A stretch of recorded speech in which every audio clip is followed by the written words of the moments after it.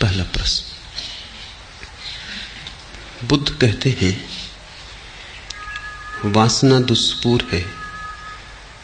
उपनिषद कहते हैं जिन्होंने भोगा उन्होंने ही त्यागा। आप कहते हैं न भोगो न त्यागो वरन जागो। कृपया इन तीनों का अंतर संबंध स्पष्ट करें। अंतर संबंध बिल्कुल स्पष्ट है। बुद्ध कहते हैं वासना दुष्पूर है। बुद्ध वासना का स्वभाव कह रहे। कोई कितना ही भरना चाहे भर न पाएगा। इसलिए नहीं कि भरने की सामर्थ्य कम थी।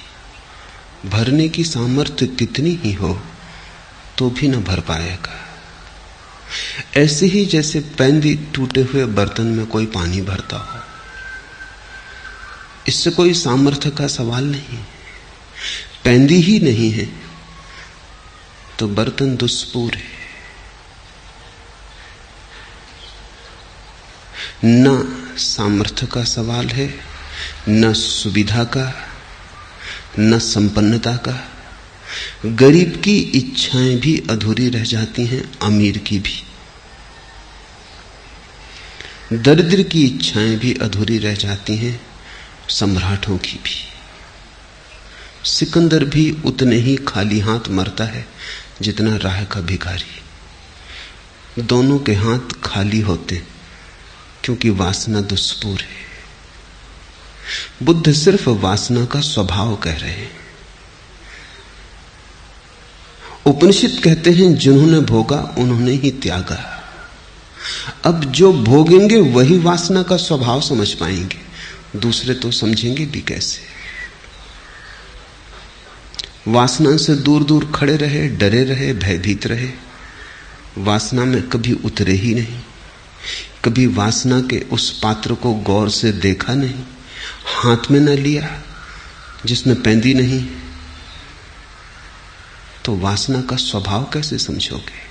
वासना के स्वभाव के लिए वासना में उतरने के अतिरिक्त और कोई उपाय नहीं। जो उतरेगा वही जानेगा। जो दूर खड़ा रहेगा वंचित रह जाएगा। जो दूर खड़ा रहेगा ललचाएगा। उसे पात्र तो दिखाई पड़ेगा, वो जो पैंदी नहीं है वो दिखाई ना पड़ेगी। और दूसरे के पात्रों में उसे ये भ्रांति रहेगी कि कौन जाने भर ही गए हो। सिकंदर तो बाहर से तुम देखोगे तो क्या तुम सोच पाओगे कि इसका पात्र भी खाली है। बड़े महल हैं, बड़ा साम्राज्य है, बड़ा धन वैभव है, बड़ी शक्ति संपदा है। कैसे तुम समझोगे। पात्र पर हीरे जवाहरात जड़े पर पैंदी नहीं। और हीरे जवाहरातों से थोड़ी पानी रुकेगा पात्र में। गरीब का पात्र टूटा फूटा है, 2 कौड़ी का है, एल्युमिनियम का है। सिकंदर का पात्र स्वर्ण का है, हीरे जवाहरात जड़े, पर दोनों का स्वभाव एक सा है। दोनों में पैंदी नहीं।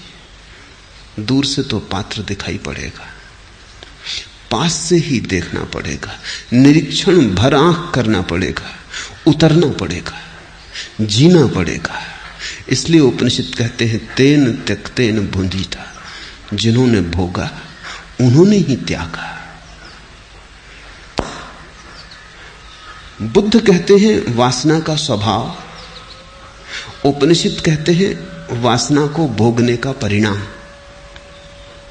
जिन्होंने भोगा उन्होंने ही त्यागा। मैं कहता हूं न भोगो न त्यागो वरन जागो, क्योंकि भोगा तो बहुत ने, लेकिन उपनिषद का कोई इक्का दुक्का ऋषि जान पाया तेन त्यक्तेन भुंजीता।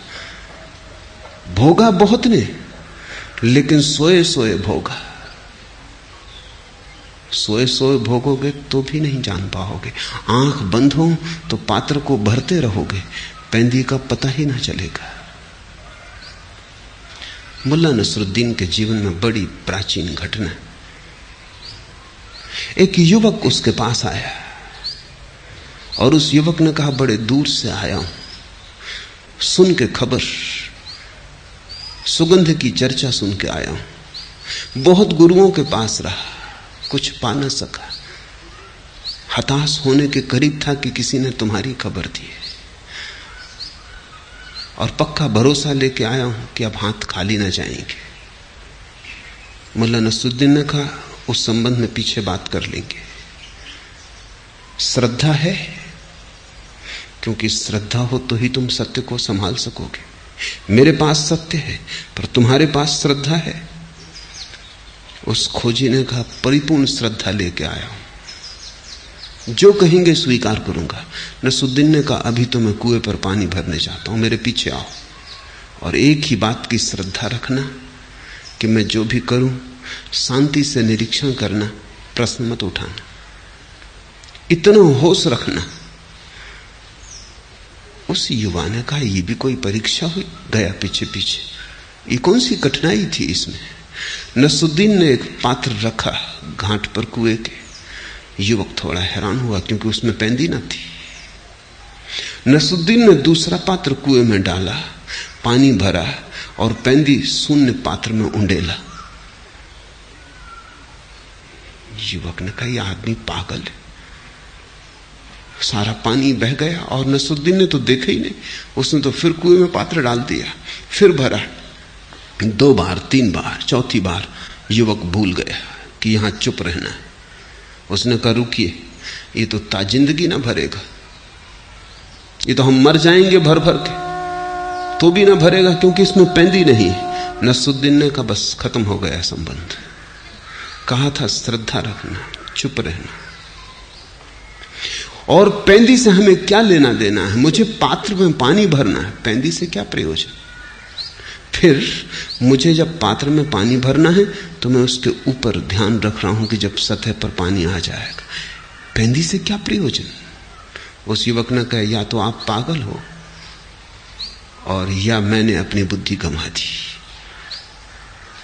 नसरुद्दीन ने कहा, जाओ, दोबारा इस तरफ मत आना, क्योंकि असफल हो गए, चुप न रह सके। अभी तो और बड़े इम्तिहान आने को थे। वो युवक लौट तो गया, लेकिन बड़ा परेशान हुआ, रात भर सो ना सका, क्योंकि उसने सोचा कि इतनी सी बात तो किसी मूढ़ को भी दिखाई पड़ जाएगी। जरूर इस आदमी का कोई दूसरा ही प्रयोजन होगा, कोई परीक्षा थी। मुझे चुप खड़े रहना चाहिए था, मैं चूक गया। ये गुरु मिला तो अपने हाथ से चूक गया। मेरा क्या बिगड़ता था? अगर पानी न भरता था तो उसका पात्र था, अगर श्रम व्यर्थ जाता था तो उसका जाता था, मैं तो चुपचाप खड़ा रहता। आखिर कितनी देर ये चलता है? मैंने जल्दी की, मैं चूक गया।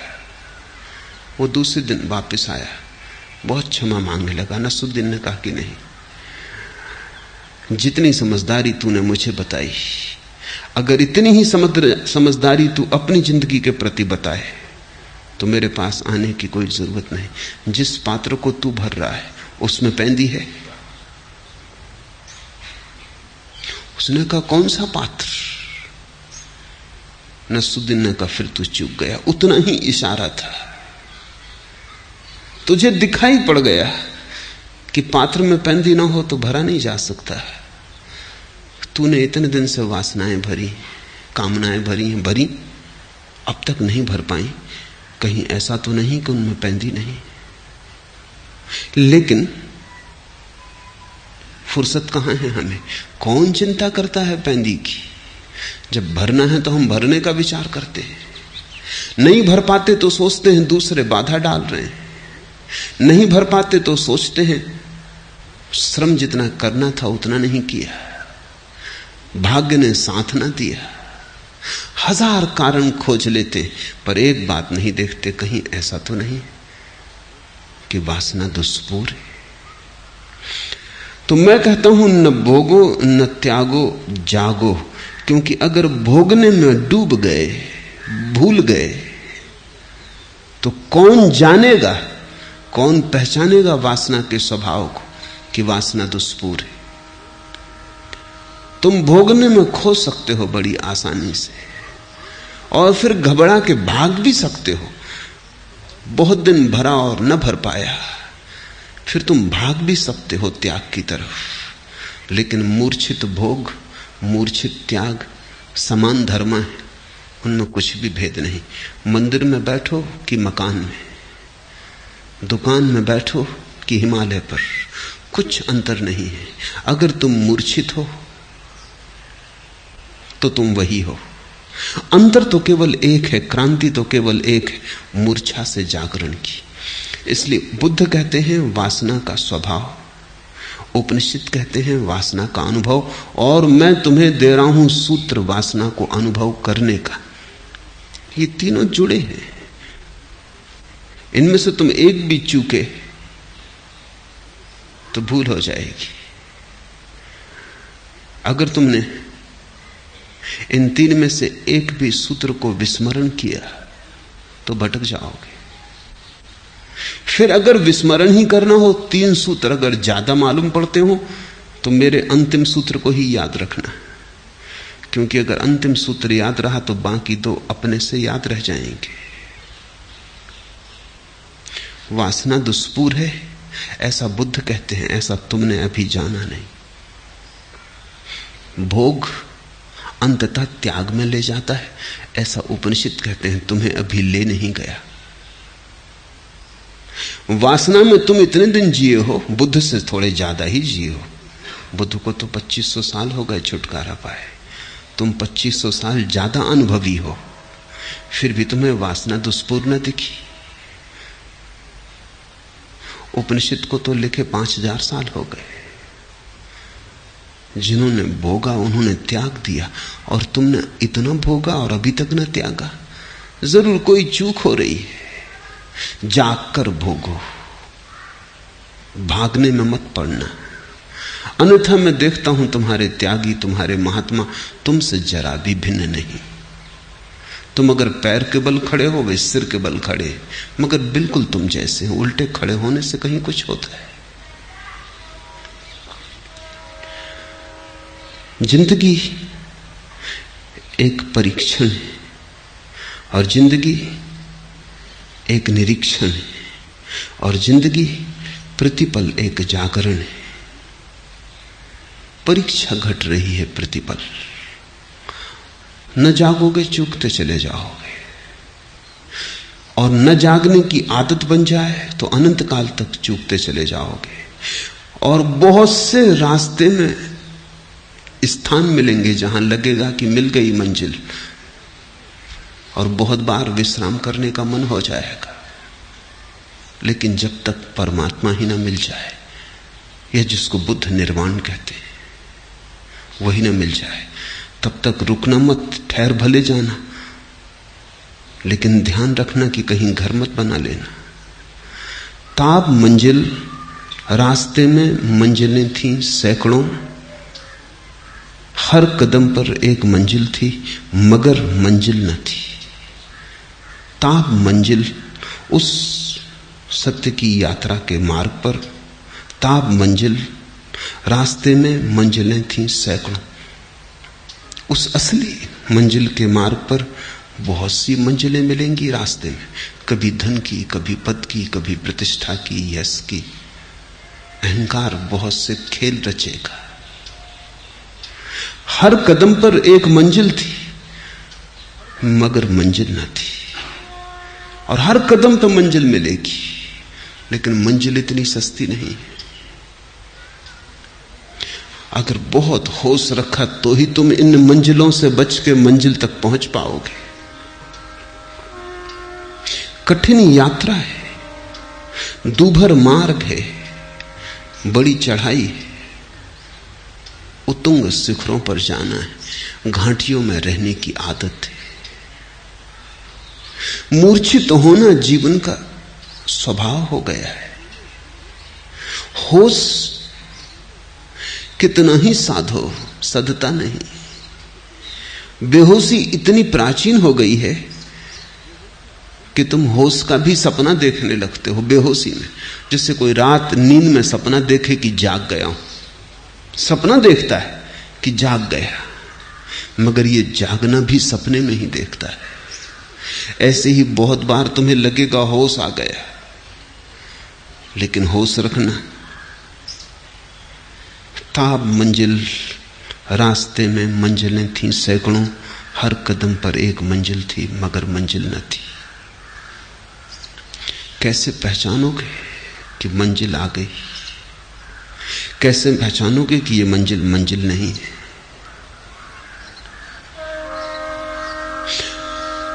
एक कसौटी ख्याल रखना, अगर ऐसा लगे कि जो सामने अनुभव में आ रहा है वो तुमसे अलग है, तो समझना कि अभी असली मंजिल नहीं आई। प्रकाश दिखाई पड़े, अभी मंजिल नहीं आई। कुंडलनी जाग जाए, अभी मंजिल नहीं आई। ये भी अनुभव है, ये भी शरीर के ही अनुभव है, मन के अनुभव है।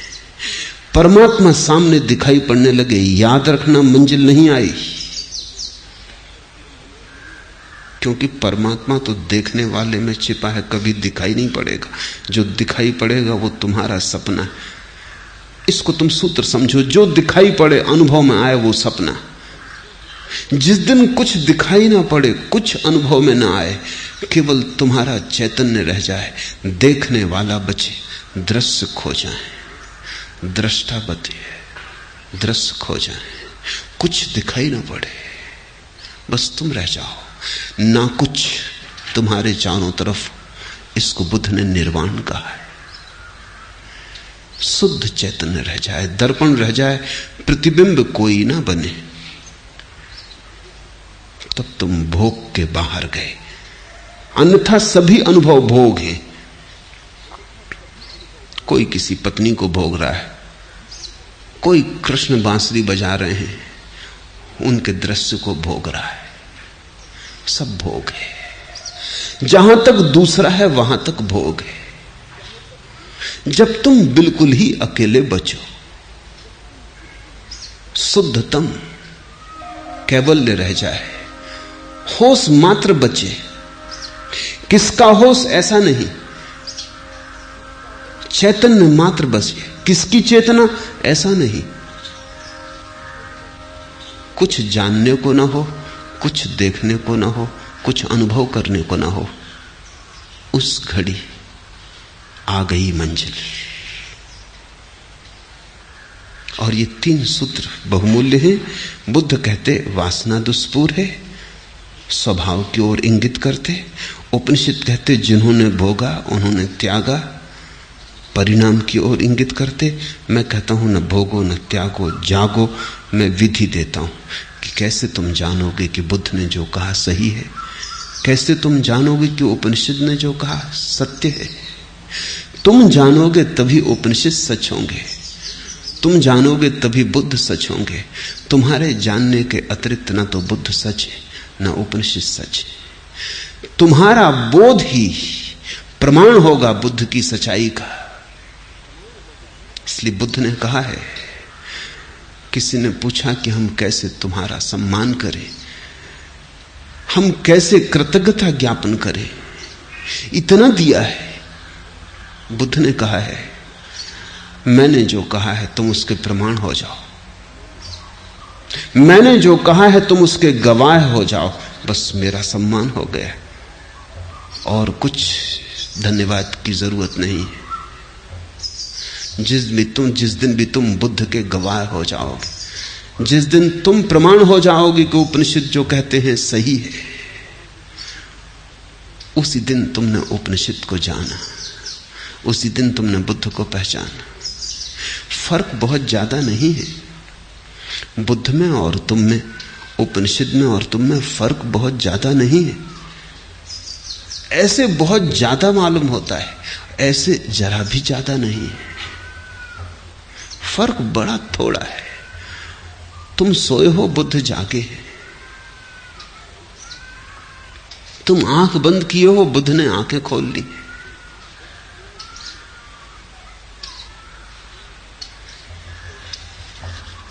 एक गीत कल मैं पढ़ रहा था,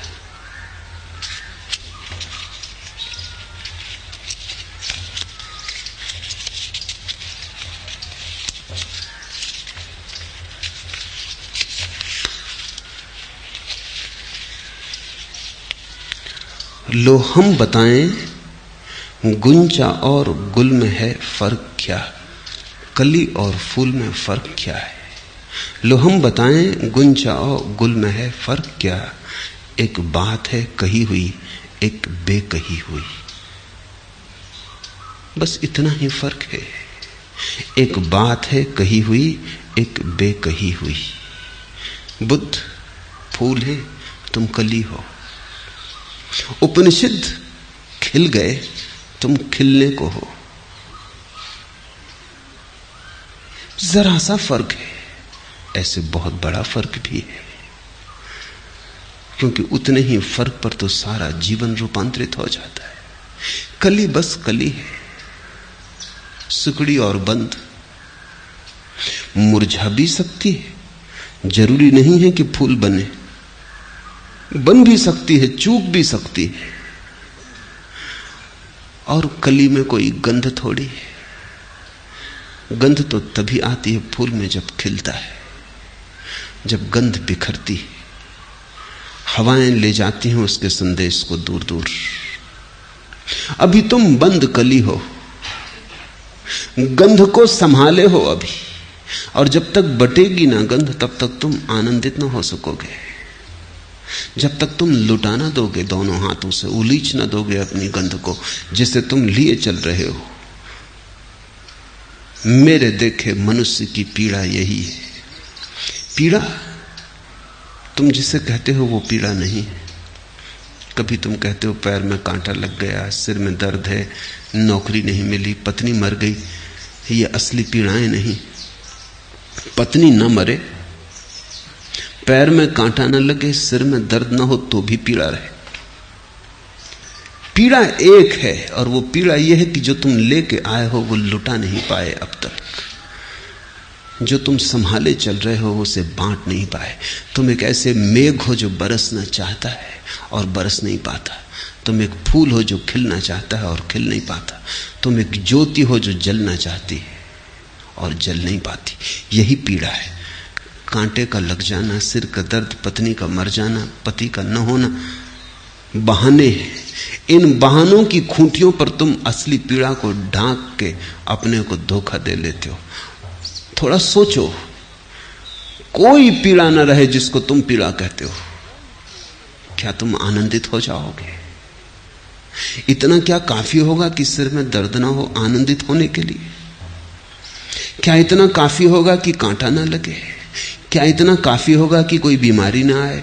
क्या इतना काफी होगा कि भोजन, वस्त्र, रहने की सुविधा हो जाए? क्या इतना काफी होगा कि परिजन मरे ना? विज्ञान इसी चेष्टा में लगा है, क्योंकि विज्ञान ने सामान्य आदमी की पीड़ा को ही असली पीड़ा समझ लिया है। इससे कोई भेद ना पड़ेगा। वस्तुतः स्थिति उल्टी है। जब तुम्हारी सामान्य पीड़ाएं सब मिटा दी जाएंगी, तभी तुम्हें पहली दफा पता चलेगा उस महत पीड़ा का, असली पीड़ा का। क्योंकि तब बहाने भी ना रह जाएंगे। तुम कहोगे सिर में दर्द भी नहीं, पैर में कांटा भी नहीं, पत्नी भी जिंदा है, मकान भी है, वस्त्र भी है, भोजन भी है, सब है। सब है और कुछ खोया है, सब है और कहीं कुछ रिक्त और खाली है। इसलिए अमीर आदमी पहली दफा पीड़ित होता है। गरीब की पीड़ा तो हजार बहानों में छिप जाती। वो कहता है मकान होता तो सब ठीक हो जाता। मकान नहीं, वर्षा में छप्पर में छेद है, पानी गिर रहा है। छप्पर ठीक होता तो सब ठीक हो जाता। उसे पता नहीं कि ठीक छप्पर बहुतों के, कुछ भी ठीक नहीं हुआ है। उसके पास कम से कम एक बहाना तो है, अमीर के पास वो बहाना भी ना रहा। उस हालत में अमीर और गरीब हो जाता है। उसके पास बहाना तक करने को नहीं है कि वो किसी चीज पर अपनी पीड़ा को टांग दे और कह दे कि इसके कारण पीड़ा है। अकारण पीड़ा है। उस अकारण पीड़ा से ही धर्म का जन्म है। पीड़ा क्या है? पीड़ा ऐसी है जैसे कोई स्त्री गर्भवती हो, 9 महीने पूरे हो गए हों और बच्चा पैदा ना होता हो, बोझ हो गया, बच्चा पैदा होना चाहिए। कितने जन्मों से तुम परमात्मा को गर्भ में लिए चल रहे हो, वो पैदा नहीं हो रहा है। यही पीड़ा है। ठीक पीड़ा को पहचान लेना रास्ते पर अनिवार्य कदम है।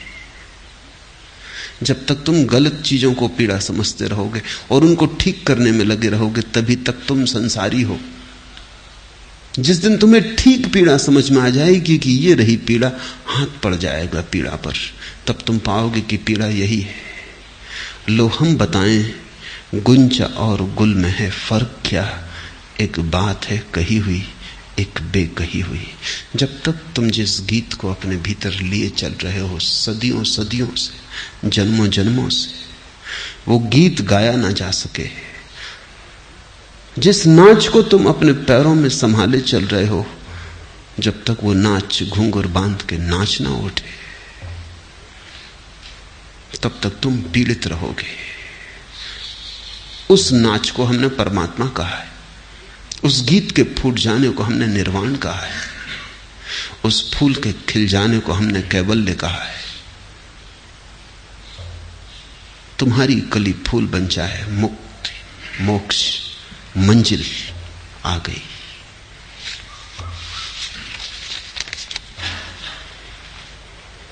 दूसरा प्रश्न, बुद्ध विचार विश्लेषण और बुद्धि को अपने धर्म का प्रारंभ बिंदु बनाते हैं तथा श्रद्धा आस्था और विश्वास की मांग नहीं करते, फिर दीक्षा क्यों देते, शिष्य क्यों बनाते, बुद्ध धम्म और संघ के शरण त्रय से साधना की शुरुआत क्यों करवाते। बुद्ध श्रद्धा के विरोधी नहीं है, बुद्ध से बड़ा श्रद्धा का कोई पक्षपाती नहीं हुआ, लेकिन बुद्ध श्रद्धा को थोपते नहीं, जन्माते। दूसरों ने श्रद्धा थोपी है, दूसरे कहते हैं श्रद्धा करो, अगर न किया तो पाप है। बुद्ध कहते हैं विचार करो, अगर ठीक विचार किया श्रद्धा आएगी, अपने से आएगी। बुद्ध तुम्हें चलाते हैं श्रद्धा की तरफ, दूसरे तुम्हें धकाते। चलाने और धकाने में बड़ा फर्क है। बुद्ध तुम्हें फुसलाते हैं श्रद्धा की तरफ, दूसरे तुम्हें धमकाते। वो कहते हैं श्रद्धा न की तो नरक में सड़ोगे, श्रद्धा की तो स्वर्ग में फल पाओगे। दूसरे तुम्हें लुभाते या भयभीत करते। शब्द है हमारे पास ईश्वर भीरु, गॉड फीयरिंग। दूसरे धर्म डरवाते रहे, वो कहते हैं डरो ईश्वर से। छोटे मोटे लोगों की बात छोड़ दें, महात्मा गांधी जैसे व्यक्ति भी कहते हैं मैं किसी और से नहीं डरता सिवाय ईश्वर को छोड़ के। और डरते तो हो ही, इससे क्या फर्क पड़ता है कि ईश्वर से डरते हो।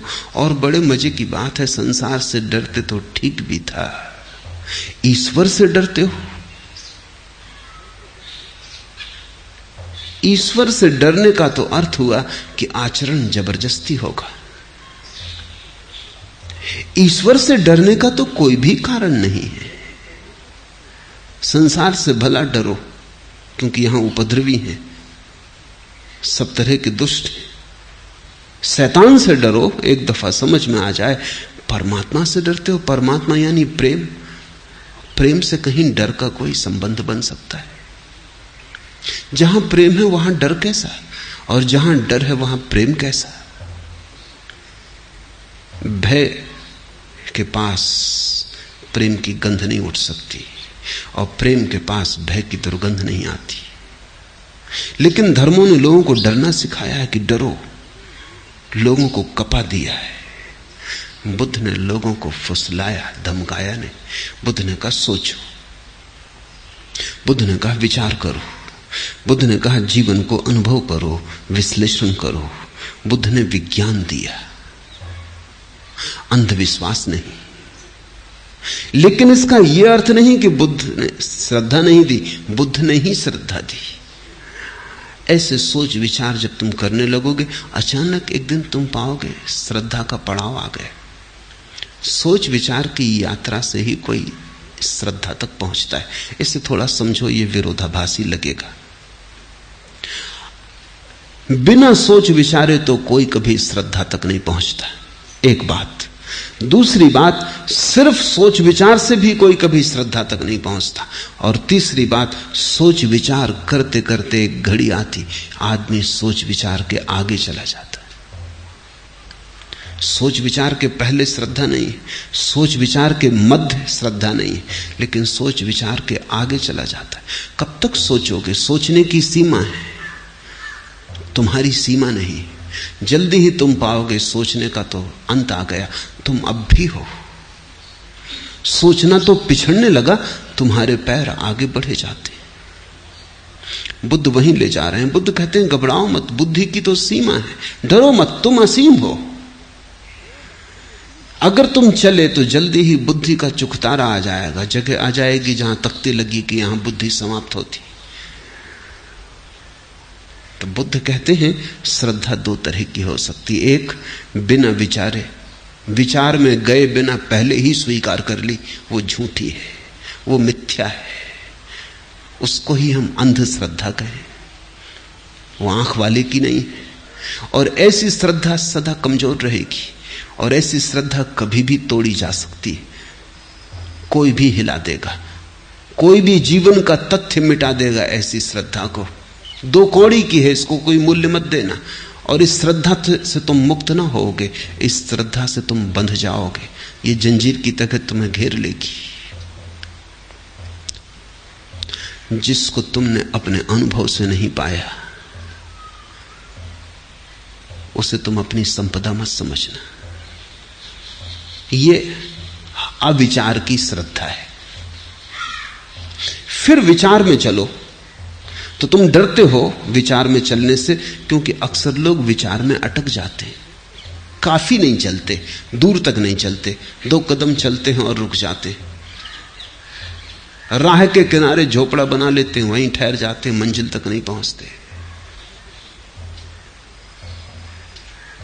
ये सब नास्तिक हो जाते। इन नास्तिकों के कारण कुछ डर के चलते ही नहीं। बुद्ध कहते हैं जिनको तुम आस्तिक कहते हो वो झूठे आस्तिक, और जिनको तुम नास्तिक कहते हो वो झूठे नास्तिक। क्योंकि नास्तिकता का निर्णय तभी लेना उचित है जब बुद्धि की सीमा तक पहुंच गए हो, उसके पहले निर्णय नहीं लिया जा सकता। जब तक पूरा जाना ही नहीं, पूरा सोचा ही नहीं, तो कैसे निर्णय लोगे? और जो भी बुद्धि की सीमा पर पहुंच जाता है उसे एक अनुभव आता है, बुद्धि की तो सीमा आ गई, अस्तित्व आगे भी फैला है। तब उसे पता चलता है कि बुद्धि के पार भी अस्तित्व है। बहुत है जो बुद्धि के पार भी है, और जो बुद्धि के पार है उसे बुद्धि से कैसे पाओगे? सुनो, तेरी मंजिल पर पहुंचना कोई आसान न था। सरहदे अक्ल से गुजरे तो यहां तक पहुंचे, सरहदे अक्ल से गुजरे तो यहां तक पहुंचे। बुद्धि की सीमा के पार जब गए तब तुझ तक पहुंचे, परमात्मा तक पहुंचे। तेरी मंजिल पर पहुंचना कोई आसान न था। जो चले ही नहीं और जिन्होंने श्रद्धा कर ली वो तो कभी नहीं पहुंचे। उनका ईश्वर तो बस मान्यता का खिलौना है, उनका ईश्वर तो बस धारणा की बात है। वो तो भटका रहे हैं, भरमा रहे हैं अपने को। तुम्हारे मंदिर मस्जिद तुम्हारी भ्रांतियां हैं, असली मंजिलें नहीं। पहुंचे तो वही जो सरहदे अक्ल से गुजरे। तो बुद्ध ने कहा, आओ, डर के मत आस्तिक बनो और नास्तिकता से भयभीत मत हो। नास्तिकता आस्तिकता की तरफ पहुंचने की अनिवार्य प्रक्रिया है। बुद्ध के पहले तक लोग सोचते थे आस्तिक नास्तिक विरोधी हैं। बुद्ध ने नास्तिकता को आस्तिकता की प्रक्रिया बना दिया। इससे बड़ी कोई क्रांति घटित नहीं हुई है। बुद्ध ने कहा नास्तिकता सीढ़ी है आस्तिकता की।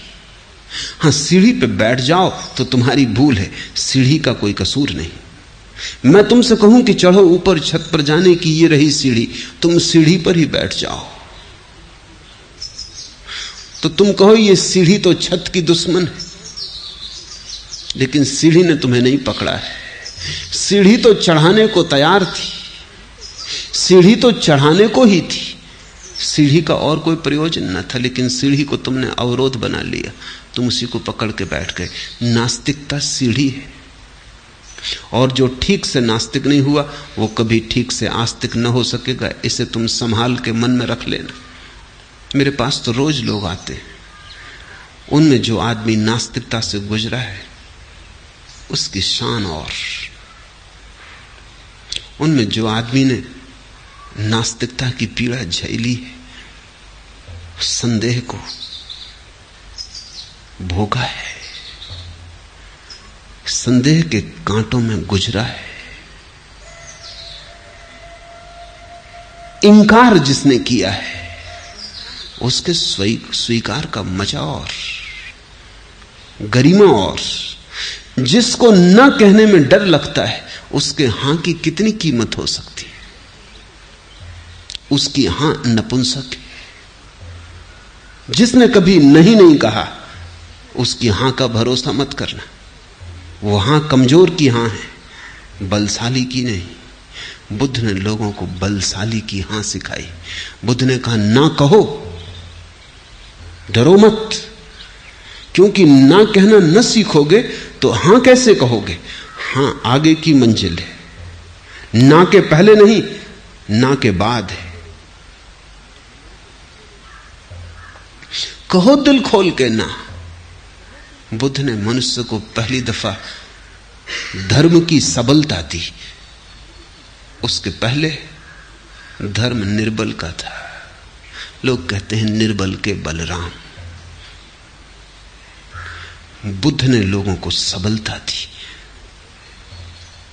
बल दिया, और कहा डर है ही नहीं, क्योंकि राम तो है ही, इसलिए भयभीत मत करो।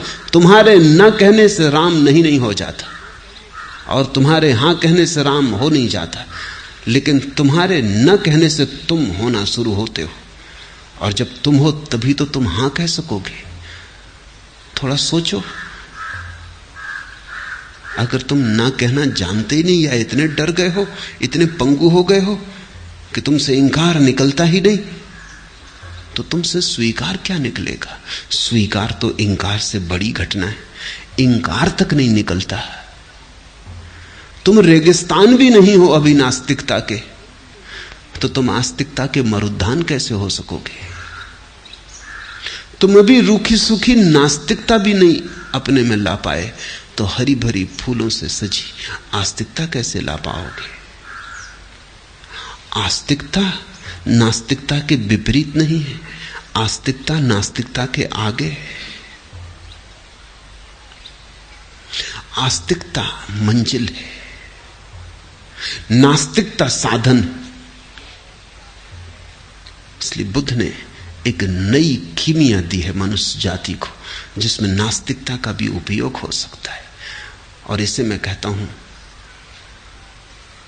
बहुत अनूठी घटना, जब तुम नहीं का भी उपयोग कर पाओ, जब तुम अपने अंधकार का भी उपयोग कर पाओ, अपने अस्वीकार का भी उपयोग कर पाओ, तभी तुम पूरे विकसित हो सकोगे।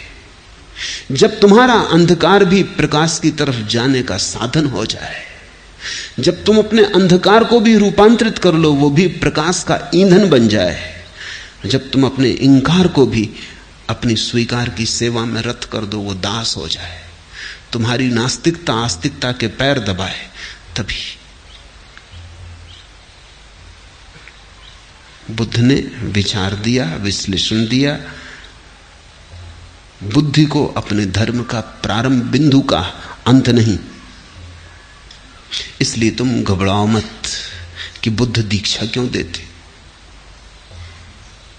घबराओ मत कि बुद्ध शिष्य क्यों बनाते, घबराओ मत कि बुद्ध धर्म संघ और बुद्ध की शरण आने का निमंत्रण क्यों देते हैं। लेकिन यह निमंत्रण वो उन्हीं को देते हैं जो नास्तिकता से पार हो गए। ये हर किसी को नहीं देते। हर किसी को तो वो विचार देते हैं, विश्लेषण देते हैं। फिर जो विचार और विश्लेषण करते हैं और जो अपने अनुभव से भी बुद्ध के गवाह हो जाते हैं और कहते हैं ठीक कहते हो तुम, सोच के भी हमने यही पाया कि सोचना व्यर्थ है। शास्त्रों में झांक के देखा कि शास्त्र बेकार है। ठीक कहते हो तुम कि धर्म परंपरा नहीं विद्रोह है, हमने भी सोच कर देख लिया, लेकिन अब सोचना भी समाप्त होता है। अब आगे, अब तुम हमें आगे भी ले चलो। तब बुद्ध शिष्यत्व देते, तब दीक्षा देते।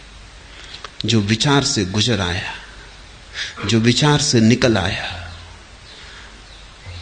जो विचार के जाल के बाहर उठाया, उसे बुद्ध दीक्षा देते।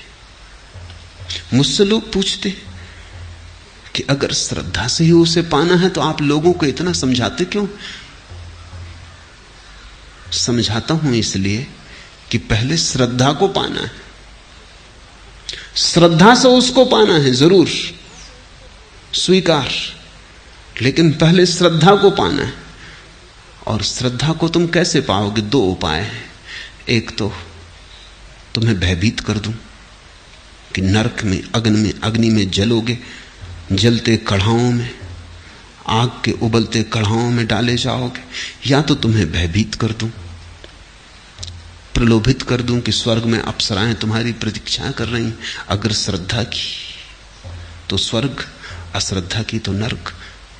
या तो तुम्हें इस तरह से जबरदस्ती धकाऊं, जो कि गलत है, क्योंकि जिसने भय के कारण राम को जपा, उसने जपा ही नहीं, भय को ही जपा। जो डर के कारण नैतिक बना, वो नैतिक बना ही नहीं। पुलिस वाले के डर से तुमने चोरी न की, ये भी कोई अचोर होना हुआ। नरक के भय से तुमने बेईमानी न की, ये भी कोई ईमानदारी हुई।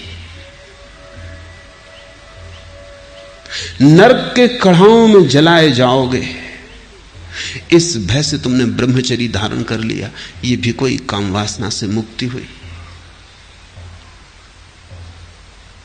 ये तो कंडीशनिंग है, ये तो संस्कारित करने की तरकीबें।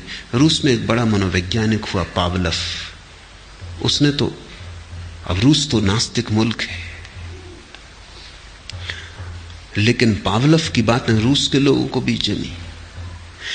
किसी ने यह बात खोजबीन नहीं की कि पावलव जो कह रहा है वो तथाकथित धार्मिकों से भिन्न बात नहीं। पावलव ने कहा कि किसी को भी बदलना हो तो समझाने बुझाने की जरूरत नहीं।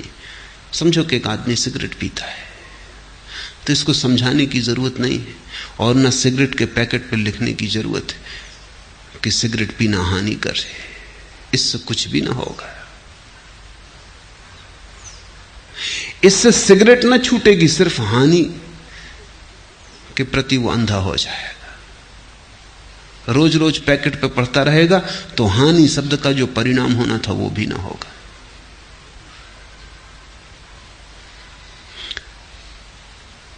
अगर इसको बदलना है तो पावलव ने कहा कि जब ये सिगरेट पिए, इसको बिजली का शाक दो। शाक इतना तेजी से लगे कि सिगरेट के पीने में जो रस आता है उससे ज्यादा पीड़ा शाक की हो। रस कुछ आता भी नहीं, इसे धुआं बाहर भीतर आने में, लाने ले जाने में रस आ भी कैसे सकता है? भ्रांति है। असली बिजली का शाक भ्रांति को तोड़ देगा। और ऐसा रोज करते रहो 1-2 सप्ताह तक, और तब ये आदमी हाथ में सिगरेट उठाएगा और हाथ कपने लगेगा, क्योंकि जैसे ही सिगरेट की याद आएगी भीतर याद शाक की भी आएगी। कंडीशनिंग हो गई, अब इसकी सिगरेट हाथ से छूट जाएगी। समझाने की जरूरत नहीं है कि सिगरेट बुरी है। कितने दिन से समझा रहे हैं लोग, कोई नहीं सुनता। लेकिन पावलव ने जो कहा ये बहुत भिन्न नहीं है, यही तो पुराने धर्मगुरु करते रहे। बचपन से ही समझाया जाए कि नरक में कढ़ा जल रहा है, मंदिरों में चित्र लटकाए जाएं, लपटों का विवरण किया जाए, कढ़ाओं में फेंक के जलाए जाओगे, सड़ाए जाओगे, कीड़े मकोड़े छेद करेंगे तुम्हारे शरीर में और भागेंगे, दौड़ लगाएंगे और मरोगे भी नहीं। सामने पानी होगा, कंठ प्यास से भरा होगा, पी ना सकोगे, और अनंत कालीन यातना झेलनी पड़ेगी। और पाप क्या है तुम्हारे छोटे मोटे की सिगरेट अगर पी, सिगरेट पीने के लिए इतना भारी उपाय, घबरा जाए आदमी, छोटे बचपन से अगर ये बात मन पे डाली जाए तो स्वभावतः भय पकड़ लेगा। ये सिगरेट ना पिएगा, लेकिन ये कोई चरित्र हुआ? तुमने चरित्र तो इसका नष्ट कर दिया सदा के लिए। चरित्र तो बल पे खड़ा होता है, चरित्र तो समझ पे खड़ा होता है। तुमने भय का जहर भर दिया, तुमने तो इसको मार डाला। अब ये जिएगा कभी भी नहीं। और इसी तरह स्वर्ग का प्रलोभन दिया हुआ है, वहां बड़े सुख। तुम कर रहे हो 2 कौड़ी के काम, लेकिन बड़े सुख की आशा कर रहे हो। एक भिखमंगे को 1 पैसा दे आए, अब तुम हिसाब लगा रहे हो कि स्वर्ग जाओगे, कि कहीं धर्मशाला बनवा दी, कि कहीं मंदिर बनवा दिया। अब तुम सोच रहे हो कि बस भगवान पे तुमने बहुत एहसान किया, अब तुम स्वर्ग जाने वाले हो।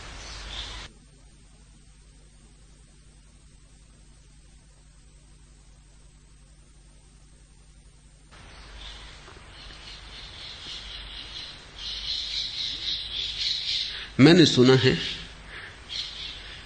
कि एक धर्मगुरु स्वर्ग जाने की टिकटें बेचता था। सभी धर्मगुरु बेचते।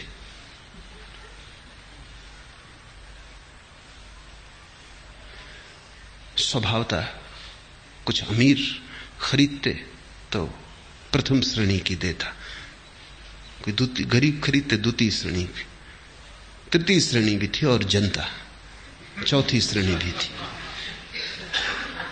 सभी लोगों के लिए इंसान स्वर्ग में होना भी चाहिए।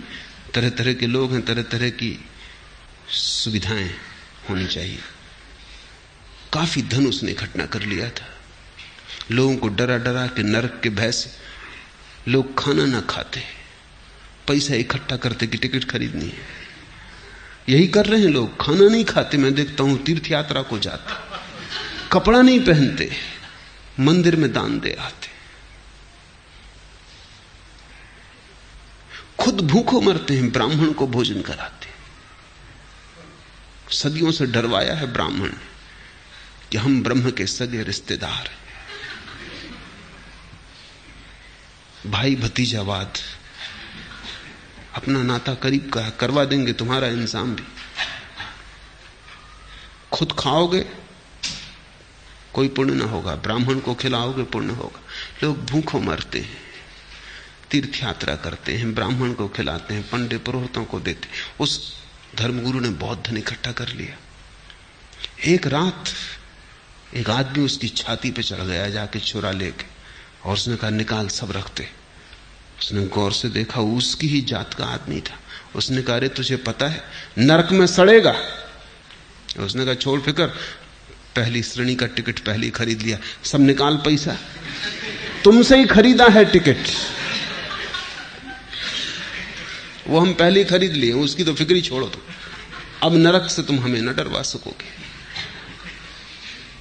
वो कोई और होंगे जिनको तुम डरवाओगे। हम टिकट पहले ले लिए, अब तुम सब पैसा जो तुम्हारे पास इकट्ठा किया तिजोरी में दे दो।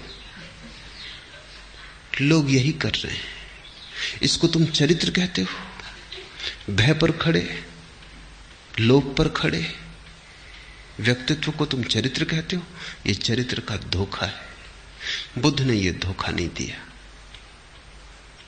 बुद्ध ने कहा समझ, सोच विचार, चिंतन मनन, और धीरे धीरे तुम्हें उस जगह ले आना है जहां से पार दिखाई पड़ना शुरू होता है, जहां अतिक्रमण होता है, जहां तुम आ जाते हो किनारे अपने सोचने के और देखते हो उसे जो सोचा नहीं जा सकता, जहां रहस्य तुम्हें आच्छादित कर लेता है और विचार अपने से गिर जाते, जहां विराट तुम्हारे करीब आता है और तुम्हारी छोटी खोपड़ी चक्कर खा के ठहर जाती, अवाक।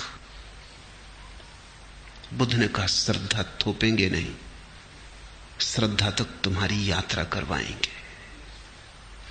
इसलिए दीक्षा बुद्ध ने दी और श्रद्धा की बात भी नहीं की। यही तो उनकी कला है। और जितनी दीक्षा उन्होंने दी किसने दी? जितने लोगों को उन्होंने सन्यास के अमृत का स्वाद चखाया? किसने चखाया? जितनी श्रद्धा बुद्ध इस पृथ्वी पर उतार कर लाए कभी कोई नहीं ला सका था। और आदमी ने बात भी ना की श्रद्धा की। यही उनकी कला है, यही उनकी खूबी है, यही उनकी विशिष्टता है। दूसरे सिर पीट पीट के मर गए, श्रद्धा करो, विश्वास करो, और कूड़ा करकट दे गए लोगों को। बुद्ध ने व्यर्थ की बातें न की। बुद्ध ने जीवन में जो भी था सभी का सीढ़ी की तरह उपयोग कर लिया। तर्क है तो उपयोग करना है, छोड़ के कहां जाओगे? सीढ़ी बना लो।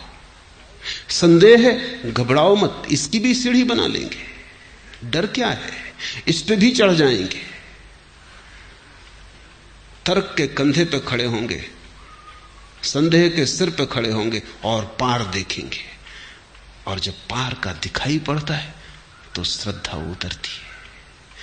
श्रद्धा उस पार के अनुभव का अनुसंग है, उसकी छाया है।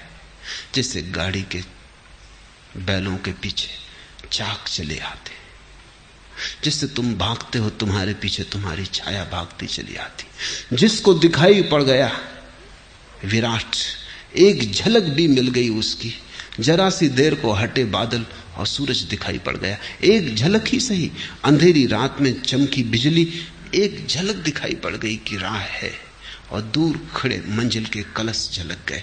बस श्रद्धा उत्पन्न हुई। इस श्रद्धा की महिमा, और इस श्रद्धा को तुम अपनी श्रद्धा मत समझना, इस श्रद्धा को तुम अपनी कमजोर नपुंसक धारणाएं मत समझना।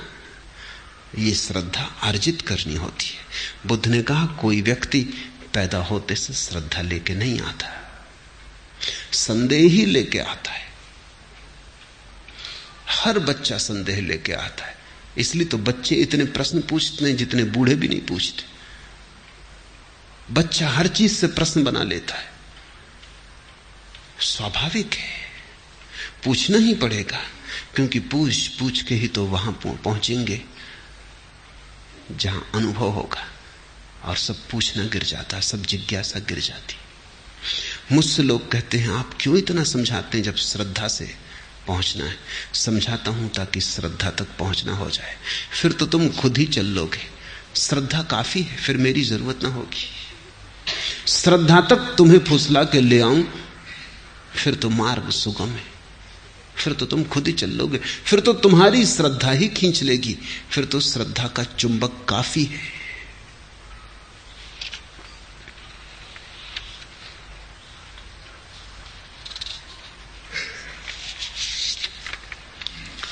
तीसरा प्रश्न, बुद्ध सब गुरुओं से हताश ही हुए, क्या उन्हें कोई सिद्ध सद्गुरु न मिला? सिद्ध सद्गुरु इतने आसान नहीं, रोज रोज नहीं होते।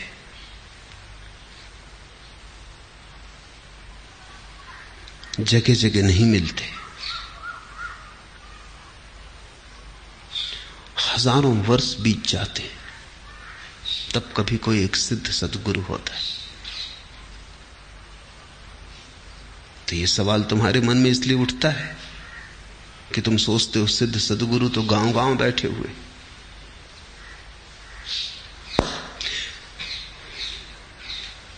सद्गुरु बन के बैठ जाना एक बात है, बाजार में दुकान खोल के बैठ जाना एक बात है, और ये मामला कुछ ऐसा है परमात्मा का, अदृश्य का मामला है, इसलिए पकड़ना भी बहुत मुश्किल है। मैंने सुना है कि अमेरिका में एक दुकान पर अदृश्य हेयर पिन बिकते थे। अदृश्य, तो स्त्रियां तो ऐसी चीजों में बड़ी उत्सुक होती। अदृश्य हेयर पिन दिखाई भी ना पड़े और बालों में लगा भी रहे, बड़ी भीड़ लगती थी। क्यों लगता था? एक दिन एक औरत पहुंची, उसने डब्बा खोल के देखा, उसमें कुछ था नहीं, क्योंकि अदृश्य तो दिखाई पड़ती नहीं। उसने कहा कि इसमें है भी? उसने कहा ये तो अदृश्य हेयर पिन है, ये दिखाई थोड़ी पड़ती। थोड़ा संदेह उसे उठा। उसने कहा कि अदृश्य, माना कि अदृश्य उनको लेने आई हूं, लेकिन पक्का इसमें है, और ये किसी को दिखाई भी नहीं पड़ते। उस दुकानदार ने कहा कि तू मान न मान, आज महीने भर से तो स्टॉक में ही नहीं है, फिर भी बिक रहे हैं। अब अदरस हेयर पिन की कोई स्टॉक में होने की जरूरत थोड़ी, और महीने के पहले भी बिकते रहे, स्टॉक में होने की जरूरत कहां। ये धंधा कुछ अदृश्य का है, इसमें जरा कठिनाई है, क्योंकि तुम पकड़ नहीं सकते कि कौन बेच रहा है कौन नहीं बेच रहा है, किसके पास है किसके पास नहीं है, बड़ा कठिन है। ये खेल बहुत उलझा हुआ है, और इसलिए इसमें आसानी से गुरु बन के बैठ जाना जरा भी अड़चन नहीं है। कोई और तरह की दुकान खोलो तो सामान बेचना पड़ता है, कोई और तरह का धंधा करो तो पकड़े जाने की कोई न कोई सुविधा है, कहीं न कहीं से कोई न कोई झंझट आ जाएगी। कितना ही धोखा दो, कितना ही कुशलता से दो, पकड़ जाओगे। लेकिन परमात्मा बेचो, कौन पकड़ेगा, कैसे पकड़ेगा? सदियां बीत जाती हैं बिना स्टॉक के बिकता है। तो तुम इससे परेशान मत हो कि बुद्ध इतने गुरुओं के पास गए और सदगुरु न मिले। ये स्वामी योग चिन्मय का प्रश्न। चिन्मय को यही ख्याल है कि ऐसे सदगुरु हर कहीं बैठे, जहां गए वहीं सदगुरु मिल जाएंगे। बहुत कठिन है। सौभाग्य है कि कभी कोई सदगुरु के पास पहुंच जाए। कैसे पहचानोगे? एक ही उपाय है पहचानने का, और वो ये है कि जो गुरु कहता हो, वो सदगुरु है या नहीं इसकी फिक्र छोड़ो, जो वो कहता हो उसे करना। अगर सदगुरु है तो जो उसने कहा है उसे करने से तुम्हारे भीतर कुछ होना शुरू हो जाए। अगर सदगुरु नहीं है तो उसके भीतर ही नहीं हुआ है, तुम्हारे भीतर कैसे हो जाएगा? लेकिन सदगुरु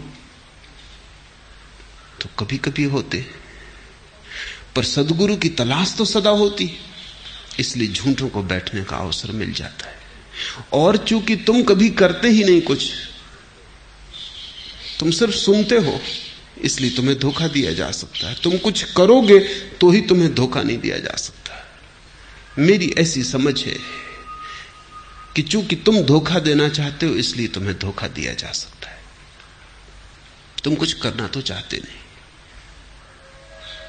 तुम चाहते हो कि कोई कृपा से हो जाए किसी की। मेरे पास लोग आते हैं, वो कहते हैं कि जब आपके पास आ गए तब क्या ध्यान करना, आपकी कृपा से। वो मुझी को धोखा दे रहे हैं, वो मुझी को तरकीब बता रहे हैं कि अब आपके पास आ गए तो क्या ध्यान करना, ये और करें, हम तो श्रद्धा करते। इतनी भी श्रद्धा नहीं है कि मैं जो कहूं वो करे, और श्रद्धा करते, क्योंकि मुझ पे तुम्हारी श्रद्धा और कैसे प्रकट होगी? जो मैं कहता हूं वो करो। तो तुम करते नहीं हो, इसलिए झूठे गुरु भी चलते जाते हैं। तुम करो तो तुम्हारा करना ही प्रमाण हो जाएगा। उस आदमी को बार बार दिखाई पड़ने लगेगा कि कुछ भी नहीं हो रहा है, किसी को कुछ भी नहीं हो रहा है, और लोग जाने लगे, अपने आप बाजार उजड़ जाएगा।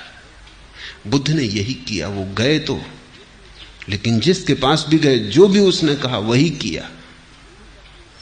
कुछ ने तो ऐसी मूढ़तापूर्ण बातें कही उनसे, वो भी उन्होंने की कि कहने वालों को भी दया आने लगी कि ये हम क्या करवा रहे हैं। किसी ने कहा कि बस एक चावल का दाना रोज, इतनी भोजन लेना। अब मूढ़तापूर्ण बातें, लेकिन बुद्ध ने वो भी किया। कहते हैं उनकी हड्डियां हड्डियां निकल आई, उनका पेट पीठ से लग गया। चमड़ी ऐसी हो गई कि छुओ तो उखड़ जाए शरीर से।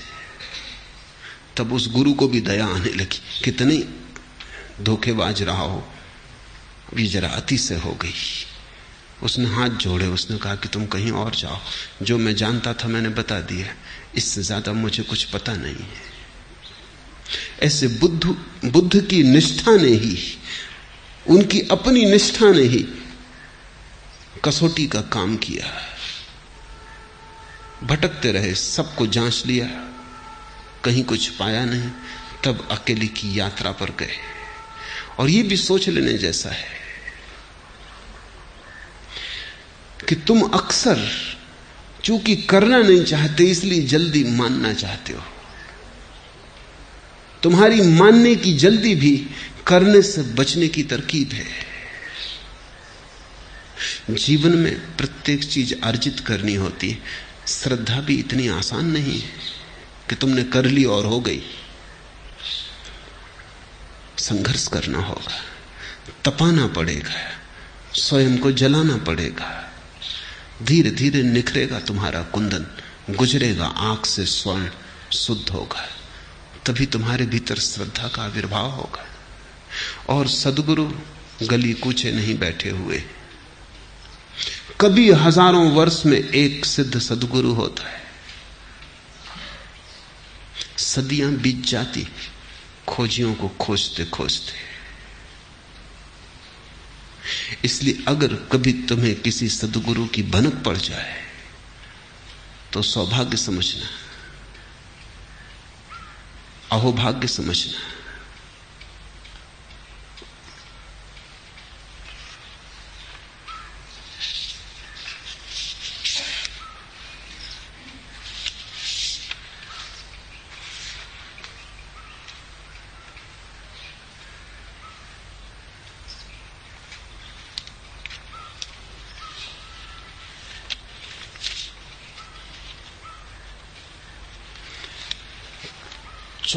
पांचवा प्रश्न, भगवान बुद्ध ने अवैर के स्थान पर प्रेम शब्द का व्यवहार क्यों नहीं किया? जानकर।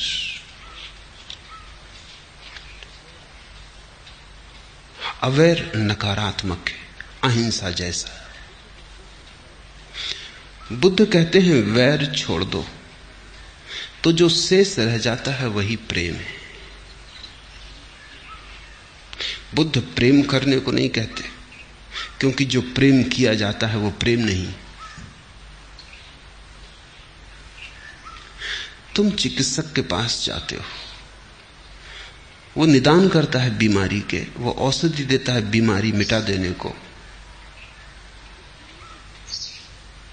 जब बीमारी हट जाती है तो जो शेष रह जाता है वही स्वास्थ्य है। स्वास्थ्य की अलग से चर्चा करनी फिजूल है और खतरा भी है, क्योंकि तुमसे अगर यह कहा जाए कि प्रेम करो तो तुम वैर तो न छोड़ोगे, प्रेम करना शुरू करोगे। क्योंकि करना तुम्हें सदा आसान मालूम पड़ता है, क्योंकि करना अहंकार को तृप्ति देता है। तुम प्रेम करना शुरू करोगे, वैर तो न छोड़ोगे, प्रेम करोगे। तो ऐसा हो सकता है कि तुम वैर को प्रेम में ढांक दो, वैर तो बना रहे और प्रेम के आवरण में ढांक दो। तब तुम्हारा प्रेम भी झूठा होगा, क्योंकि वैर के ऊपर प्रेम कैसे खड़ा हो सकता है? तुमने बहुत बार प्रेम किया है, तुम जानते हो भली भांति। तुम्हारे प्रेम से घृणा मिटती नहीं, दब जाती हो। भला राख में दब जाता हो, अंगारा मिटता नहीं। तुम प्रेम भी करते हो उसी को, घृणा भी करते हो उसी को। सांझ उसके गीत गाते हो, सुबह गालियां देते हो उसी को। अभी उसके लिए मरने को तैयार थे, क्षण भर बाद उसी को मारने को तैयार हो जाते। ये तुम्हारा प्रेम बुद्ध भली भांति जानते हैं। ये प्रेम घृणा को मिटाता नहीं, घृणा को सजा भला देता हो, आभूषण पहना देता हो, घृणा को सुंदर बना देता हो, जहर पर अमृत का लेबल लगा देता हो, लेकिन मिटाता नहीं। इसलिए बुद्ध ने प्रेम की बात ही नहीं की। बुद्ध ने कहा अवैर, तुम वैर छोड़ दो, तुम घृणा छोड़ दो, फिर जो शेष रह जाएगा वही प्रेम। और इस प्रेम का गुणधर्म अलग है। तुम जो प्रेम करते हो वो भी कृत्य है। बुद्ध जिस प्रेम की बात कर रहे हैं वो कृत्य नहीं है, ना ही कोई संबंध है, वो तुम्हारा स्वभाव है। अभी तुम कहते हो मैं तुम्हें प्रेम करता हूं, तुम्हारे हाथ में है, चाहो तो करो, चाहो तो अलग कर लो। कल कह दो कि नहीं करता। लेकिन जिसके जीवन से वैर चला गया वो ऐसा नहीं कह सकता कि मैं तुम्हें प्रेम करता हूं और अलग कर लेता हूं। वो तो ऐसे ही कहेगा मैं प्रेम हूं, तुम चाहे भला करो चाहे बुरा करो, मैं प्रेम हूं। ये प्रेम मेरा स्वभाव है। तुम मुझे मारो तो, तुम मेरी सेवा करो तो, तुम आदर करो अनादर करो, तुम्हारा कृत्य अब अर्थ नहीं रखता। मेरे प्रेम में कोई अंतर ना पड़ेगा। एक आदमी ने बुद्ध के मुंह पर थूक दिया, उन्होंने अपनी चादर से थूक पोंछ लिया और उस आदमी से कहा कुछ और कहना। क्योंकि बुद्ध ने कहा यह भी तेरा कुछ कहना है, वो मैं समझ गया, कुछ और कहना। आनंद तो बहुत क्रोधित हो गया उनका शिष्य। वो कहने लगा ये सीमा के बाहर बात हो गई, आप पर वो कोई थूक दे और हम बैठे देखते रहे, जान लेने देने का सवाल हो गया। आप आज्ञा दें मैं इस आदमी को ठीक करूं। छत्री था आनंद, बुद्ध का चचेरा भाई था, योद्धा रह चुका था। उसकी भुजाएं फड़क उठी। उसने कहा कि हो गया बहुत। वो भूल ही गया कि हम भिक्षु हैं, सन्यासी। बुद्ध ने कहा कि उसने जो किया वो क्षम्य, तू जो कर रहा है वो और भी खतरनाक है। उसने कुछ किया नहीं है, सिर्फ कहा है। तुझे समझ नहीं आता आनंद, कभी ऐसी घड़ियां होती हैं जब तुम कुछ कहना चाहते हो लेकिन कह नहीं सकते, शब्द छोटे पड़ जाते। किसी को हम गले लगा लेते हैं, कहना चाहते थे लेकिन इतना ही कहने से कुछ काम न चलता कि मुझे बहुत प्रेम है, बहुत साधारण मालूम होता, गले लगा लेते, गले लगा के कहते। इस आदमी को क्रोध था, ये गाली देना चाहता था लेकिन गाली इसको कोई मजबूत न मिली। इसने थूक के कहा, बात समझ में आ गई, हम समझ गए इसने क्या कहा, अब इसमें झगड़े की क्या बात। इससे हम पूछते हैं आगे और क्या कहना है। वो आदमी शर्मिंदा हुआ, वो बुद्ध के चरणों पर गिर पड़ा। उसने कहा मुझे क्षमा कर दे, मैं बड़ा अपराधी हूं और आज तक तो आपका प्रेम मुझ पर था, अब मैंने अपने हाथ से प्रेम गंवा दिया। बुद्ध ने कहा तू उसकी फिक्र मत कर, क्योंकि मैं तुझे इसलिए थोड़ी प्रेम करता था कि तू मेरे ऊपर थूकता नहीं था। बुद्ध का वचन सुनने जैसा है। मैं इसलिए थोड़ी तुझे प्रेम करता था कि तू मेरे ऊपर थूकता नहीं था। अगर इसलिए प्रेम करता था तो थूकने से टूट जाएगा। मैं तुझे प्रेम करता था क्योंकि और कुछ मैं कर ही नहीं सकता हूं, वो मेरा स्वभाव है। तू थूकता है कि नहीं थूकता है ये तेरी तू जान। तू मेरे प्रेम को लेता है या नहीं लेता है ये भी तेरी तू जान। लेकिन मुझसे प्रेम वैसे ही है जैसे कि फूल खिलता है और गंध बिखर जाती।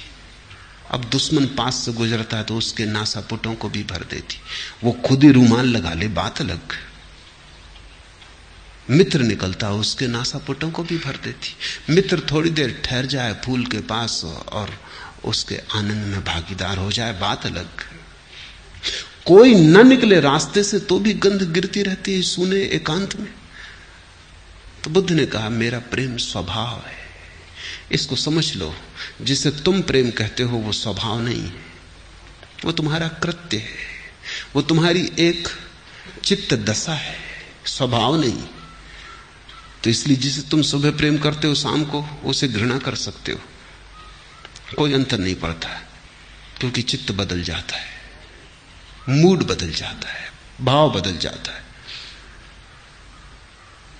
बुद्ध ने नहीं कहा कि प्रेम करो, क्योंकि तुम प्रेम शब्द से गलत समझते। तुम जिसे प्रेम कहते हो वही समझते। बुद्ध ने कहा अवैर, कृपा करो इतना ही वैर मत करो, फिर जो रहेगा वो प्रेम है, और उस प्रेम की गंध और उस प्रेम का गीत और।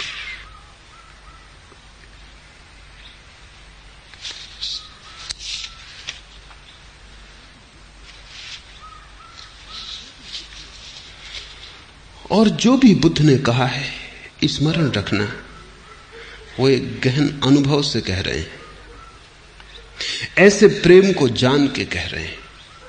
वो कोई प्रेम के कवि नहीं है, न प्रेम के दार्शनिक है।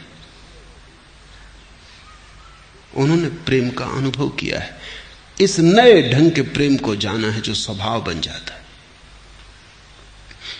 तुमने जो भी प्रेम के संबंध में जाना है, उसमें से जानना तो बहुत कम है, या तो कवियों ने तुमसे कुछ कह दिया है, उसे तुम दोहरा रहे हो।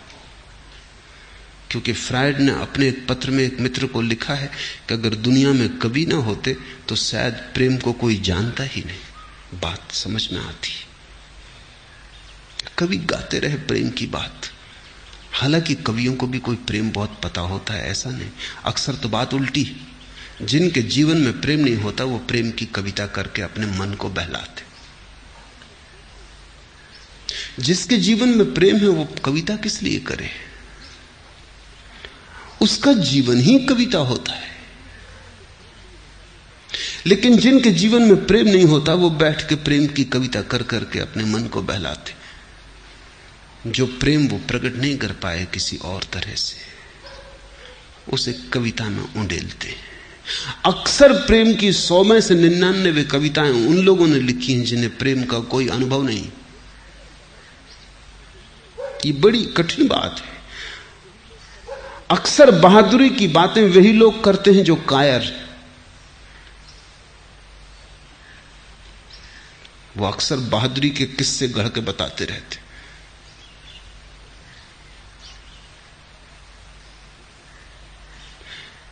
बहादुर को क्या बहादुरी की बात करनी, बहादुरी काफी है।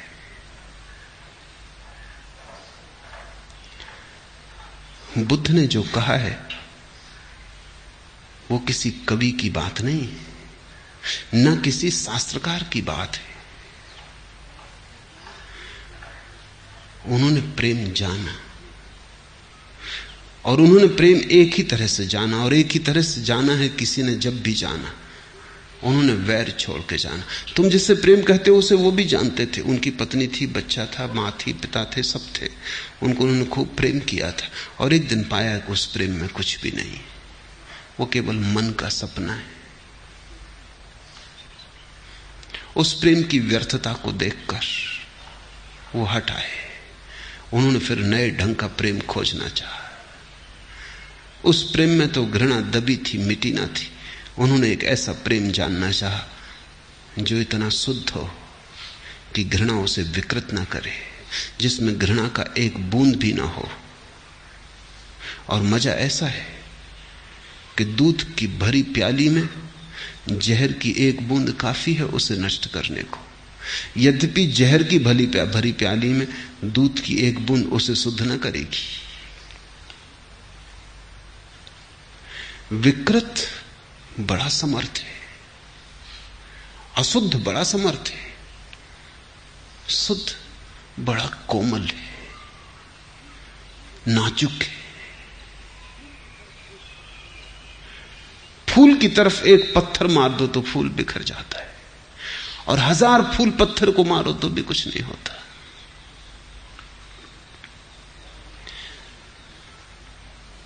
बुद्ध खोज में निकले उस प्रेम की जो अविकृत है, अनकरप्टेड, कुंवारा है। और उस प्रेम को उन्होंने इस ढंग से पाया कि उन्होंने वैर छोड़ा। वैर रहते तुम प्रेम को साधोगे, तुम्हारा वैर उस प्रेम को विकृत कर देगा, जहरीला कर देगा। पहले वैर को हटा दो। और मजा यह है कि वैर के हटाते ही प्रेम साधना नहीं पड़ता।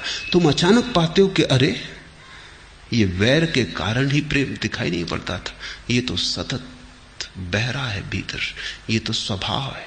प्रेम आत्मा है। लेकिन किताबों से सावधान होना जरूरी है।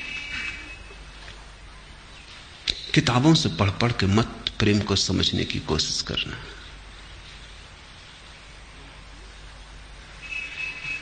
मैंने सुना है एक पियक्कड़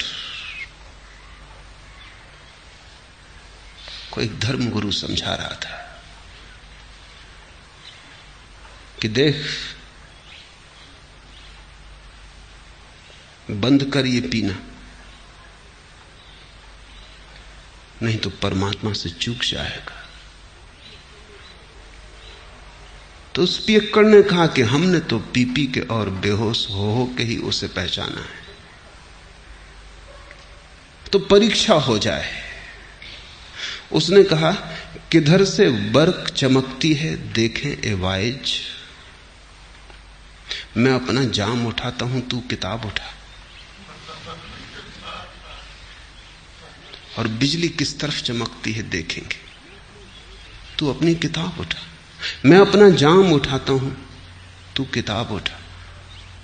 किधर से बर्क चमकती है देखें ए बाइस, और फिर देखेंगे कि कहां से बिजली चमकती, तेरी किताब से या मेरे जाम से। एक किताबों की दुनिया है और एक जाम की दुनिया है। एक पीने वालों की दुनिया है जिन्होंने जाना स्वाद, और एक केवल शब्दों के गुणतारा बिठाने वालों की दुनिया है। इसमें थोड़ा ख्याल रखना।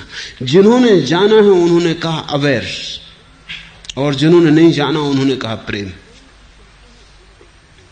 और जो प्रेम की कहते हैं उनके कहने से कभी प्रेम नहीं आया, और जिन्होंने अवेयर समझाया उनके कहने से प्रेम आया। ये विरोधाभास है। मैं अपना जाम उठाता हूं, तू अपनी किताब उठा। किताबें मुर्दा हैं, वेद कुरान पुराण सब मुर्दा हैं। जब तक जीवन का जाम खुद न पिया जाए तब तक तुम जो कहते हो कितनी ही कुशलता से कहो, झूठ झूठ ही रहेगा, सच नहीं हो पाता है। हमने दो शब्द इस देश में उपयोग किए, एक कवि और एक ऋषि।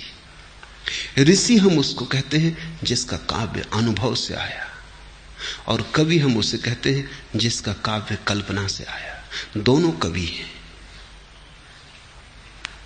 लेकिन ऋषि वो है जिसने जिया, जिसने अपने काव्य में अपने कलेजे को रखा, जिसने पिया और जिसके ओंठों पर स्वाद है। वो भी शब्दों का उपयोग करता है, लेकिन फर्क हो जाता है। महावीर ने कहा अहिंसा, प्रेम नहीं। बुद्ध ने कहा अवेयर, प्रेम नहीं।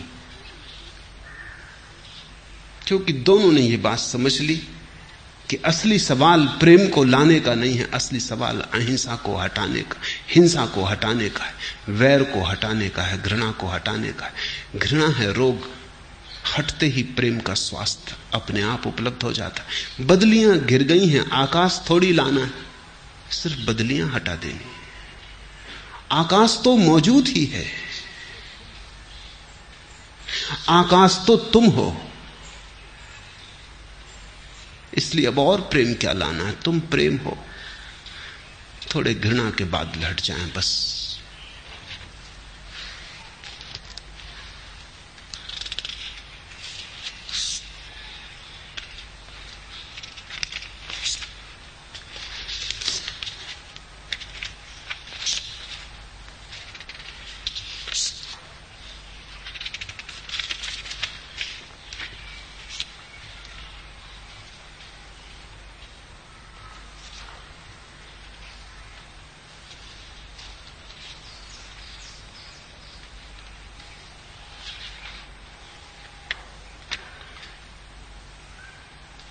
थोड़े से छोटे छोटे प्रश्न। बुद्ध ने कहा कि अकेले ही है सत्य की यात्रा, फिर विराटतम संघ क्यों बनाया? ताकि बहुत से लोग एक साथ अकेले अकेले की यात्रा पे जा सके।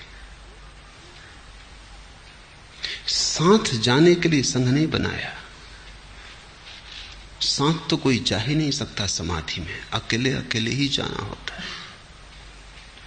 यात्रा का अंत तो सदा अकेले पे होता है, लेकिन प्रारंभ में अगर साथ हो तो बड़ा ढाढ़स, बड़ा साहस मिल जाता। तुम अकेले ध्यान करो, तो भरोसा नहीं आता कि कुछ होगा। तुम्हें अपने पे भरोसा खो गया है। तुम 1000 आदमियों के साथ ध्यान करो, तुम्हें अपने पे तो भरोसा नहीं है। ये 9,999 लोगों की भीड़ पे तुम्हें भरोसा आ जाता है।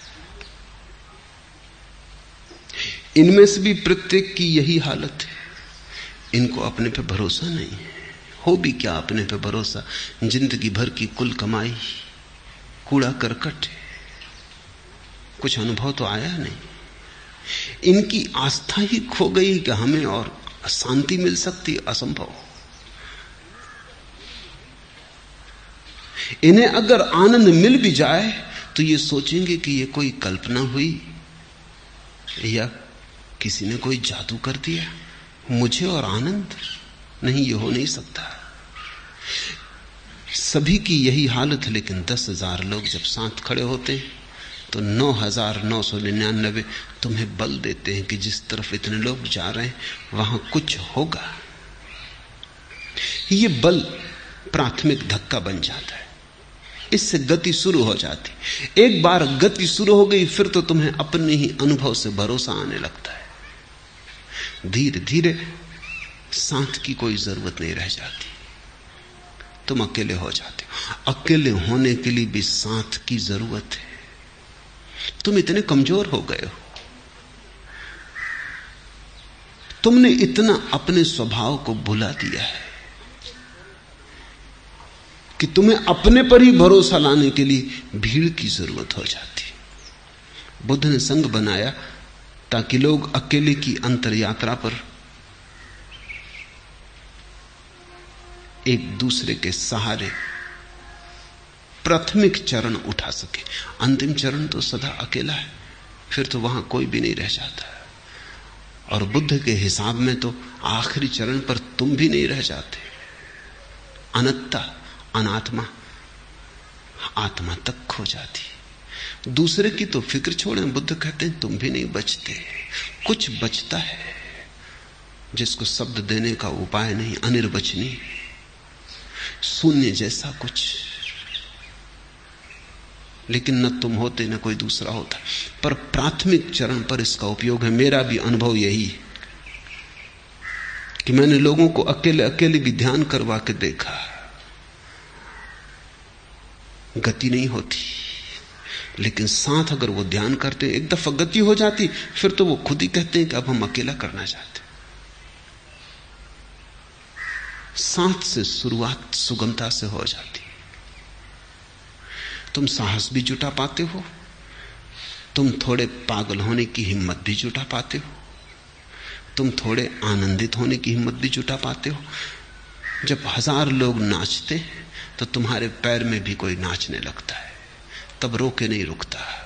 और जब 1000 लोग आह्लादित होते हैं तो उनका आह्लाद संक्रामक हो जाता है। बीमारी ही संक्रामक नहीं होती, स्वास्थ्य भी संक्रामक होता है। और जब 10 लोग उदास बैठे हो तो उनके बीच तुम भी उदास हो जाते हो, और जब 10 लोग हंसते हैं तो उनके बीच तुम भी हंसने लगते हो। बुद्ध को यह समझ में आ गया। बुद्ध ने पहला संघ बनाया क्योंकि उन्हें एक बात समझ में आ गई कि आदमी इतना कमजोर हो गया है कि अकेला जा ना सकेगा। यात्रा अकेले की है पर अकेला जा ना सकेगा। संग साथ हिम्मत पड़ जाएगी। आखिरी प्रश्न, हमें आपके शब्दों में कोई श्रद्धा नहीं बैठती और आपके सारे शब्द झूठ प्रतीत होते हैं, फिर भी यहां से चले जाने का मन क्यों नहीं होता है? ये पूछा है आनंद सरस्वती ने। शब्द ही मेरे ऐसे हैं कि श्रद्धा बैठ ना सकेगी, क्योंकि मैं उस दुनिया की बात नहीं कर रहा हूं जिसकी पर तुम्हें श्रद्धा है और जिस पर श्रद्धा तुम्हें आसानी से बैठ जाए। मैं जो कह रहा हूं वो तुम्हारे सिर के ऊपर से निकल जाता है, तुम्हें जरा अपने सिर को ऊंचा करना पड़ेगा। 2 ही उपाय हैं, या तो मैं जो कह रहा हूं उसे नीचा करूं, तब मैं व्यर्थ हो जाऊंगा, उसका कोई सार ना रहेगा। दूसरा उपाय है कि तुम जरा अपना सिर ऊपर करो, तुम जरा ऊपर उठो। हर आदमी ऐसा सोचता है मन में कि जैसे श्रद्धा तो उसके पास है ही, बिठाना भर है। श्रद्धा तुम्हारे पास है नहीं, अभी होती तो बैठ जाती। जिनके पास है बैठ गई है, जिनके पास श्रद्धा ही नहीं है बैठेगी कैसे? तुम्हारी हालत ऐसी है कि मैंने सुना कि मुल्ला नसरुद्दीन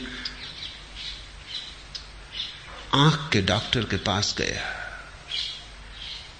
और उसने कहा कि आंख बड़ी कमजोर है। तो डॉक्टर ने कहा कि कोई फिक्र ना करो, पढ़ो सामने तख्ती पर इबारत खड़ी लिखी है। उसने कहा कुछ दिखाई नहीं पड़ता, कुछ दिखाई नहीं पड़ता। तो उसने कहा आंख बहुत कमजोर है, चश्मा लग जाएगा, सब ठीक हो जाएगा। नसरुद्दीन ने कहा तो फिर मैं पढ़ सकूंगा? उसने कहा बिल्कुल पढ़ सकोगे। नसरुद्दीन ने कहा धन्यवाद, क्योंकि मैं पढ़ा लिखा नहीं।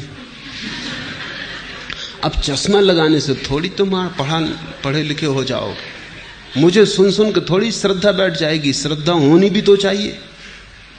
तो पहले तो तुम में मैं श्रद्धा पैदा करने की कोशिश कर रहा हूं।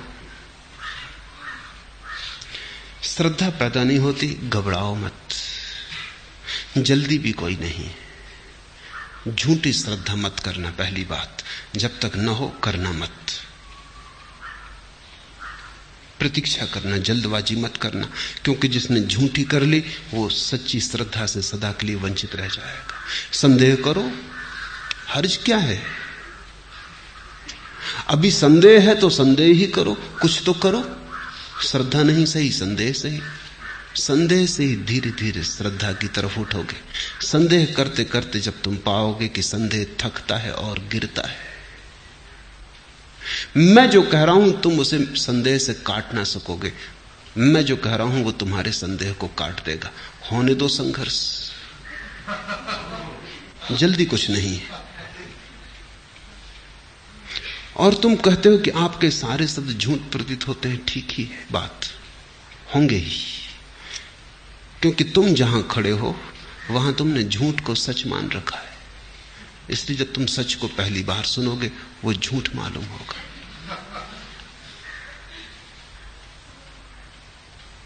और थोड़ा सोचो, अंधी श्रद्धा मत करना। सच्ची अश्रद्धा भी बेहतर है झूठी श्रद्धा से। ईमानदार रहना, प्रामाणिक रहना। और तुम पूछते हो कि फिर यहां से चले जाने का मन क्यों नहीं होता? शायद तुम्हें पता ना हो, तुम्हारे भीतर कहीं श्रद्धा का अंकुरण शुरू हो गया होगा। खुद भी खबर लगने में देर लगती है। जो हृदय में शुरू होता है बुद्धि तक खबर पहुंचने में कई दफे वर्षों लग जाते, इसलिए भाग भी नहीं सकते, फंस गए।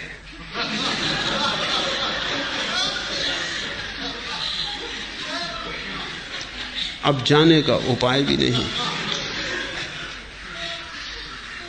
और अभी श्रद्धा भी नहीं हुई है और भागना मुश्किल हो गया है। तो थोड़ा सोचो, जब श्रद्धा हो जाएगी तब कैसी गति होगी। सौभाग्यशाली हो कि श्रद्धा भी नहीं हुई है, शब्द झूठ भी लगते हैं, फिर भी हृदय जाने नहीं देता। हृदय तुम्हारे पास कीमती है, तुम्हारी बुद्धि और खोपड़ी से ज्यादा मूल्यवान है। तुमसे ज्यादा बड़ी चीज तुम्हारे भीतर छुपी है, वो तुम्हें नहीं ले जाने देती, भागने नहीं देती। तुमसे बड़ा कोई तुम्हारे भीतर बैठा, उसे मेरे शब्द समझ में आ रहे हैं, उसकी मुझ पर श्रद्धा हो गई है। आज इतना।